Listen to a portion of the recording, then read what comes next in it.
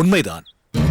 அத்தோடு நான் பட்டமங்கலத்து எல்லை கோவிலுக்கு தொடர்ந்து அன்னதானத்திற்கு உதவுவதற்கு ஒரு காரணம் இருக்கிறது.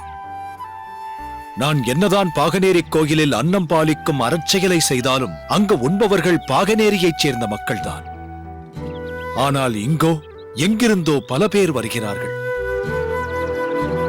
பட்டமங்கலத்தின் எல்லையில் இருக்கும் கோயிலாதலால் பட்டமங்கலத்து மக்கள் ஏராளமானோர் வருகிறார்கள். வல்லத்தரையன் என்னை பகைவனாக நினைத்தாலும் அங்கு வாழும் மக்கள் என்ன செய்தார்கள்? அவர்கள் வயிறார உண்டு செல்ல வேண்டும் என்பதற்காகவே இதை செய்து கொண்டிருக்கிறேன். அருமையாக சொன்னீர்கள். இந்த புண்ணிய காரியத்தில் என் பங்கும் இடம்பெறுகிறது என்பதை நினைக்கும் போது மனதிற்கு மிகவும் மகிழ்ச்சியாக இருக்கிறது. அம்பலக்காரரிடம் ஒரு சிறு வேண்டுகோள். சொல்லுங்கள். வரும் சித்திரை பௌர்ணமி என்று சிவனாருக்கு சிறப்பு அபிஷேகங்களும் ஆராதனைகளும் நடக்க இருக்கிறது. அன்னதான நிகழ்ச்சியையும் விமர்சையாக செய்யலாம் என்று இருக்கிறேன். தாராளமாக செய்யுங்கள். அதற்கென மேலும் பொருள் தேவைப்படுகிறதா? அதையும் தருகிறேன். தாங்கள் கொடுத்ததே போதுமானதாக உள்ளது. மேற்கொண்டு நன்கொடை தேவையில்லை. அன்றைய தினம் தாங்கள் கோயிலுக்கு வந்து அன்னதானத்தை முன்னின்று தொடங்கி வைக்க வேண்டும். அதுதான் என் கோரிக்கை. இல்லை தர்மகர்த்தா, அது நன்றாக இருக்காது. அந்த கோயில் பட்டமங்கலத்து எல்லையில் இருப்பதால் நான் முன்னின்று அந்த நிகழ்ச்சியை தொடங்கி வைத்தால் அது வல்லத்தரையனை அவமதித்தது போலாகிவிடும். அது மட்டுமல்லாமல் இந்த கைங்கரியத்தை நான் தான் ஏற்று செய்கிறேன் என்பதும் வல்லத்தரையனுக்கு தெரிந்தால் அது மேலும் பிரச்சனையாகிவிடும். அதனால் இந்த நிகழ்ச்சியை கோயில் நிர்வாகமே ஏற்று நடத்துவதாக இருக்கட்டும். அந்த நிகழ்ச்சிக்கு வல்லத்தரையனை அழைத்து தலைமையேற்று நடத்துங்கள். அதுதான் பட்டமங்கலத்து அம்பலக்காரன் என்ற முறையில் வல்லத்தரையனுக்கு தரப்படும் மரியாதை. பாகனேரியாரி, நீங்கள் அள்ளி கொடுப்பதில் கொடைவள்ளல் என்று மட்டும்தான் நினைத்திருந்தேன். ஆனால் உள்ளத்தாலும் உயர்ந்தவர் என்பதை நன்றாக உணர்த்தி விட்டீர்கள். பகை நாட்டாருக்கும் பாசம் காட்டும் மாமனிதர் என்பதை நீங்கள் நிரூபித்து விட்டீர்கள். நான் உத்தரவு வாங்கிக் கொள்கிறேன். வாருங்கள்.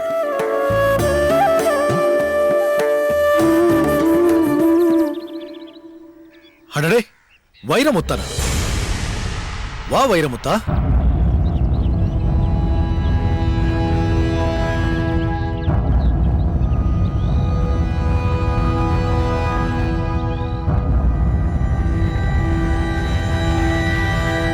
என்ன வைரமுத்தா, இங்கேயே நின்று விட்டாய்? வா வா வைரமுத்தா, நீ வருகிறேன் என்று ஒரு வார்த்தை சொல்லி அனுப்பியிருக்க கூடாதா? பட்டமங்கலத்து சின்ன அம்பலக்காரருக்கு தர வேண்டிய மரியாதையை முறையாக செய்திருப்பேனே. எனக்கு இப்போது தங்களிடம் வேண்டியது மரியாதை அல்ல, மன்னிப்பு. மன்னிக்க வேண்டிய அளவிற்கு நீ எந்த தவறும் செய்யவில்லையே. தவறு நான் செய்தாலும் என் அண்ணன் செய்தாலும் மன்னிப்பு கேட்க வேண்டிய பொறுப்பு எனக்கு இருக்கிறது. என்ன சொல்கிறாய் வைரமுத்தா? அன்று கோபாலநாயக்கர் தலைமையில் நடந்த அம்பலக்காரர்கள் கூட்டத்தில் என் அண்ணன் அங்கு நடந்த பிரச்சனைக்கு சம்பந்தமே இல்லாத ஒன்றை பெரிதுபடுத்தி பேசி தங்களை அவமதித்து விட்டார். தங்கள் தனிப்பட்ட வாழ்க்கையை பற்றி அவர் விமர்சனம் செய்தது அருவருப்பான செயலாகும். அன்று தாங்கள் அதனால் எந்த அளவிற்கு பாதிக்கப்பட்டீர்கள் என்பதை உங்கள் முகத்தை பார்த்து எவராலும் கணிக்க முடியவில்லை. அதனால் உங்கள் மனம் வருந்தியதோ இல்லையோ எனக்கு தெரியாது. ஆனால் என் அண்ணன் உங்கள் மேல் எய்த முள்ளம்புகளால் காயப்பட்டவன் நான் தான். வைரமுத்தா, உன்னுடைய உயர்ந்த உள்ளத்தை நான் அறியாதவன் அல்ல. பாகனேரி பரிவட்ட நிகழ்ச்சியில் உன் அண்ணன் எழுப்பிய பிரச்சனைகளை எல்லாம் புன்முறுவலோடு எதிர்கொண்டு அந்த விழா சுமூகமாக நடக்க வழிவகுத்தவன் நீதான் என்பதை நான் நன்கு அறிவேன். இருந்தாலும் இதுபோன்ற சம்பவங்களை நம்மால் தடுக்க முடியாது. உலகம் எப்பொழுதுமே இப்படித்தான் இருக்கும். எதனால் அப்படி சொல்கிறீர்கள்? ஒவ்வொருவருக்கும் அவரவருக்கென்று சில நியாயங்கள் இருக்கின்றன. அதன்படி அவர்கள் நடக்கின்ற போது அது மற்றவர்களுக்கு அநியாயமாக தோன்றும். ஒருவருக்கு நல்லவராக இருப்பவர் மற்றவருக்கு தவறாகத்தான் தெரிவார். நீங்கள் எல்லாம் என்னை நல்லவன் என்று போற்றுகிறீர்கள். ஆனால் அக்னியிடம் சென்று கேட்டால் வாளுக்கு வேலி மிகவும் கொடியவன் என்றுதான் சொல்லுவான். பிரிட்டிஷார் எவரிடம் கேட்டாலும் கர்னல் அக்னியு மிகவும் கெட்டிக்காரன், உயர்ந்தவன் என்றுதான் சொல்வார்கள். ஆனால் நாம் என்ன சொல்வோம்? அவன் நம் நாட்டை கைப்பற்ற வந்த கயவன் என்றுதான் சொல்வோம். இது உலக நியதி. ஆஹா, மனிதனின் குணத்தை எந்த அளவிற்கு கணித்து வைத்திருக்கிறீர்கள்! சொல்ல வந்த கருத்தை எவ்வளவு தெளிவாக சொல்கிறீர்கள். உங்களிடமிருந்து நாங்கள் கற்றுக்கொள்ள வேண்டிய பண்புகள் நிறைய இருக்கின்றன. குறிப்பாக பொறுமை. எந்த நிலையிலும் முகமலர்ச்சி மாறாமல் எல்லாவற்றையும் எப்படி உங்களால் பொறுமையாக கடைபிடிக்க முடிகிறது என்று எனக்கு வியப்பாக இருக்கிறது. நியாயமாக முதலில் அதை கற்றுக்கொள்ள வேண்டியவன் நான் தான் வைரமுத்தா. அண்ணனுடனேயே இருந்தும் அந்த பொறுமை குணம் எனக்கு வரவில்லை. அதப்பா, ஒருவர் குறை இருவர் நட்பு என்பார்கள். ஒருவர் பொறுத்துக் கொண்டால் இருவர் நட்பு நிலைத்திருக்கும். உயர்ந்தவன் தாழ்ந்தவன், செல்வந்தன் ஏழை என்ற பேதங்களை தவிர்த்துக் கொண்டாலே போதும். எல்லோரையும் நேசிக்கத் தோன்றும். அதனால் உங்கள் இருவருக்கும் நான் ஒன்று சொல்ல நினைக்கிறேன். எங்கள் காலம் பகை பகை என்றே ஓடிவிட்டது.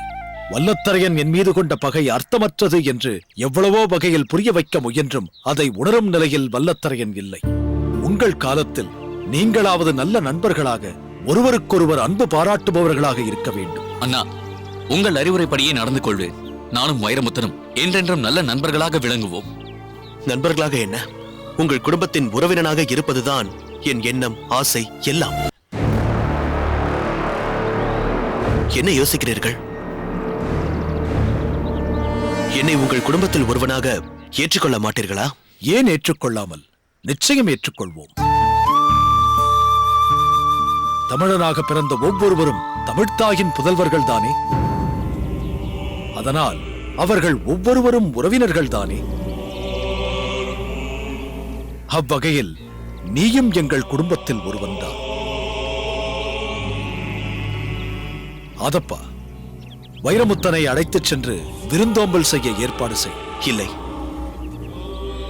தவறாக நினைக்க வேண்டாம். தங்கள் விருந்தோம்பலை ஏற்றுக்கொள்ள முடியாத சூழ்நிலையில் நான் இருக்கிறேன். ஏன் வைரமுத்தா? பாகநேரிக்கு வருவதானால் அம்மாவிடமும் அண்ணனிடமும் அனுமதி பெற்றுதான் வர வேண்டும் என்பது அவர்களின் கடுமையான உத்தரவு. சென்ற முறை நான் பாகநேரிக்கு வந்தது கூட குதிரை சந்தைக்கு போவதாகத்தான் சொல்லிவிட்டு வந்தேன். நான் இப்போது இங்கு வந்தது அம்மாவிற்கோ அண்ணனுக்கோ தெரியாது. ஆனால் எப்படியாவது உங்களை சந்தித்து அவையில் அண்ணன் தங்களிடம் நடந்து கொண்டதற்காக மன்னிப்பு கேட்க வேண்டும் என்பதற்காகத்தான் உடனே புறப்பட்டு வந்து விட்டேன். நான் அதிக நேரம் இங்கு இருந்தால் எப்படியாவது அண்ணனுக்கு தெரிந்துவிடும். அதனால் தேவையில்லாத பிரச்சனைகள் ஏற்பட்டு நான் இங்கு மன்னிப்பு கேட்க வந்ததற்கு அர்த்தமில்லாமல் போய்விடும். நீங்கள் என் அண்ணன் மீதும் பட்டமங்கலத்து மக்கள் மீதும் அன்பும் மரியாதையும் வைத்திருக்கிறீர்கள். அதை நான் நன்றாக புரிந்து கொண்டேன். தங்கள் உதவியால் நடத்தப்படும் ஒரு அற்புதமான காரியத்திற்கு அண்ணனை தலைமை ஏற்க சொன்னதற்காக பட்டமங்கலம் என்றென்றும் உங்களுக்கு கடமைப்பட்டிருக்கிறது. எக்காரணத்தை கொண்டும் என்னால் பாகநேரிக்கும் பட்டமங்கலத்திற்கும் எந்தவித பிரச்சனையும் ஏற்பட்டுவிடக்கூடாது. அதனால் நான் உடனே புறப்பட வேண்டும். அம்பலக்காரர் அனுமதி தர வேண்டும். அண்ணா, வைரமுத்தன் சொல்வது உண்மைதான். அவன் ஒரு நல்ல காரியத்திற்காக வந்திருக்கிறான். அதுவே ஒரு பிரச்சனைக்கு வித்தாக அமைந்துவிடக் கூடாது. அதனால் வைரமுத்தனை அனுப்பி வைப்பதுதான் நல்லது என்று எனக்கு தோன்றுகிறது. அதப்பா, உன்னையும் வைரமுத்தனையும் நினைத்து நான் பெருமைப்படுகிறேன். எனக்கும் வல்லத்தரையனுக்கும் வேற்றுமை இருந்தாலும் உங்களுக்குள் ஒரு ஒற்றுமை இருக்கிறது. அதுவே எனக்கு போதும். சரி வைரமுத்தா, உன் விருப்பப்படியே செய். நல்லது, வருகிறேன். சென்று வா. வருகிறேன் ஆதப்பா.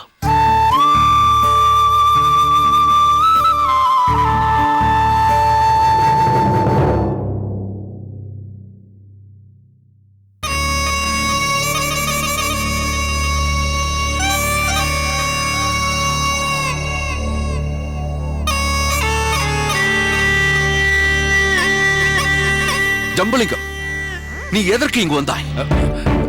ஏன் இப்படி கேட்கிறாய்? வீடு தேடி வந்தவனிடம் இப்படித்தான் பேசுவதா? நீ வீட்டிற்கு வராதே என்று எத்தனை முறை சொல்லி இருக்கிறேன். ஏதேனும் பேச வேண்டும் என்றால் வெளியில் ஒரு குறிப்பிட்ட இடத்தில் சந்தித்து பேசலாம் என்று தெளிவாக சொல்லி இருக்கிறேனே. அதற்கு பிறகும் நீ ஏன் இங்கு வந்தாய்? உறங்கா புலி, நீ ஏன் இவ்வளவு கடுமையாக பேசுகிறாய் என்று எனக்கு புரியவில்லை. நான் இங்கு வருவதால் உனக்கு என்ன சங்கடம்? என்ன பேசுகிறாய் நீ? நான் எதனால் அப்படி பேசுகிறேன் என்று உண்மையிலேயே உனக்கு புரியவில்லையா? புரியாததால் தானே கேட்கிறேன். தூங்குபவனை எழுப்பலாம், தூங்குவது போல் நடிப்பவனை எழுப்ப முடியாது என்பது சரியாகத்தான் இருக்கிறது. என்ன முணுமுணுக்கிறாய்? பிறகென்ன? உனக்கே நன்றாக தெரியும், ஆனாலும் புரிந்தும் புரியாதது போல் பேசுகிறாய். நீ யார்? யாருக்கு சாதகமாக நடந்து கொள்கிறாய்? எப்போதும் எங்கே விழுந்து கிடக்கிறாய் என்பதெல்லாம் எல்லோருக்கும் நன்றாக தெரியும். நீ இங்கு வந்து நான் உன்னிடம் பேசிக் கொண்டிருப்பதை பார்த்தால் வல்லத்தரையனுக்கு என் மீது சந்தேகம் ஏற்படாதா? ஓ, இனிமேல் தானா? அதுவும் நீ என்னோடு பேசிக் கொண்டிருப்பதை பார்த்துதான் எல்லோருக்கும் நீ வெள்ளையருக்கு சாதகமாக நடப்பவன் என்பது தெரிய வேண்டுமா? இதுவரை நீ ஆங்கிலேயரோடு பழகுவது யாருக்குமே தெரியாது என்று நினைத்துக் கொண்டிருக்கிறாயா? யாருக்கு தெரியும்? பாகநேரி அம்பலக்காரருக்கும் அவர் தம்பிக்கும் நன்றாகவே தெரியும். அவ்வப்போது உன்னை பற்றிய செய்திகள் போய்கொண்டுதானே இருக்கின்றன. அவ்வளவு ஏன், அம்பலக்காரர்களிலேயே சிலருக்கு உன்னை பற்றி தெரிந்திருக்கிறதே. என்னிடமே கேட்டிருக்கிறார்களே. நான் தான் பிடி கொடுக்காமல் நழுவி இருக்கிறேன். ஏன், இந்த வீட்டிற்குள்ளேயே இருக்கும் வைரமுத்தனுக்கும் நன்றாக தெரியுமே. நாம் இருவரும் தனிமையில் பேசிக் கொண்டிருந்த போது வைரமுத்தன் அங்கு வந்து நம் இருவருக்கும் நடந்த உரையாடலை கேட்டு அதை பற்றி எவ்வளவு கேலியாக பேசினான் என்பது மறந்து விட்டதா? அதெல்லாம் போகட்டும். இப்போது எதற்கு வந்தாய்? அதைச் சொல்.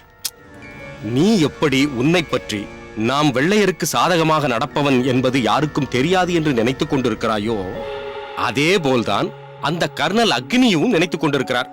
அதனால் மிகவும் முக்கியமான ஒரு மடலை உன் வாயிலாக ஒரு குறிப்பிட்ட இடத்திற்கு அனுப்ப வேண்டும் என்று கொடுத்து அனுப்பியிருக்கிறார். மடலா? ஆமாம். எங்கே அந்த மடல்?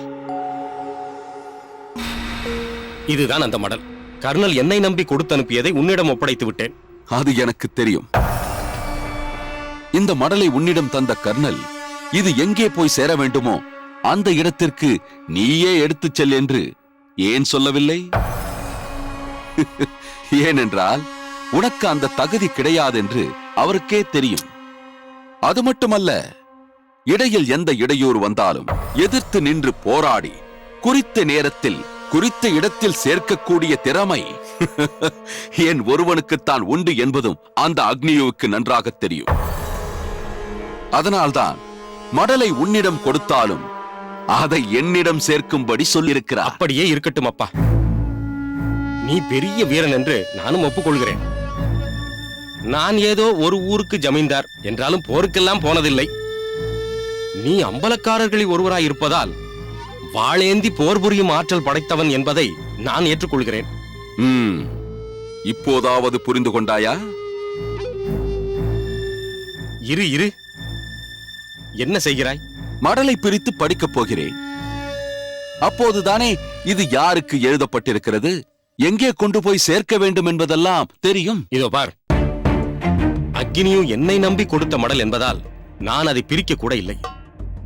நீயோ பிரித்து படிக்கவே துணிந்து விட்டாயே. ஏன், அதில் என்ன தவறு இருக்கிறது? அடுத்தவருக்கு கொடுத்த மடலை இப்படி பிரித்து படிப்பது முறையா? வேறு எப்படி நான் தெரிந்து கொள்வது? இந்த மடலை யாருக்கு கொண்டு செல்ல வேண்டும், எங்கே கொண்டு போக வேண்டும் என்பதை எல்லாம் கர்னல் என்னிடம் சொல்லி இருக்கிறார். நான் அதை சொல்கிறேன். நீ முதலில் மடலை மூடிவை. அதில் உள்ள முத்திரை உடைக்கப்பட்டது தெரிந்தால் இதை பெறுபவருக்கு நிச்சயம் தெரிந்துவிடும். நல்ல வேளையாக அதற்கு முன்பாக நான் தடுத்து விட்டேன். சரி, இப்போது சொல். இதை யாரிடம் கொண்டு போய் சேர்க்க வேண்டும்? கர்னல் அக்னியுவிற்கு சமமான ஒருவர்தான் இப்போது வட இந்தியாவில் இருந்து தமிழகத்திற்கு வரப்போகிறார். அவர் பெயர் கர்னல் வேல்ஸ். Kernel Wales? ஆமாம். அவரை சந்தித்துத்தான் இந்த மடலை தர வேண்டும். இப்போது அவர் தமிழகத்தில் எங்கே தங்கியிருக்கிறார்?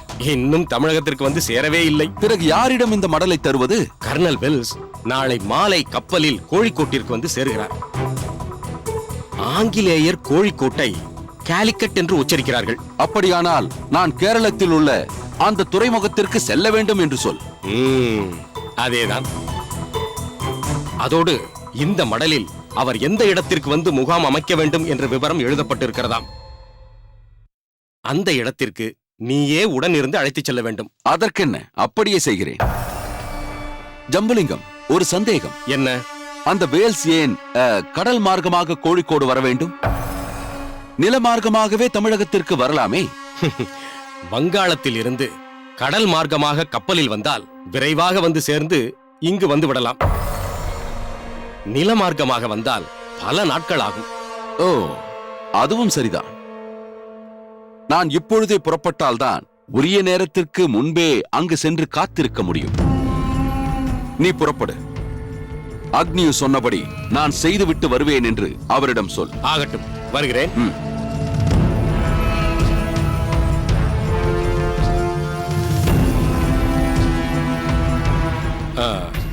இதோ பார் உறங்காப்புலி, அக்னியு ஒரு முக்கியமான விஷயத்தை சொல்லி அனுப்பினான். இந்த மடல்தான் ஆங்கிலேய சாம்ராஜ்யம் இந்த நாட்டில் வேரூன்றி அமைவதற்கு அடித்தளமாக அமையக்கூடியதாம். அதனால் மிகவும் எச்சரிக்கையாக கொண்டு சென்று வெல்ஸிடம் சேர்க்க வேண்டும் என்று சொன்னார். அக்னியுவின் விருப்பம் விரைவில் நிறைவேற நான் காரணமாக இருப்பேன் என்று அவரிடம் நீ சொல்லிவிடு. நீ உடனே புறப்படு, நானும் புறப்படுகிறேன்.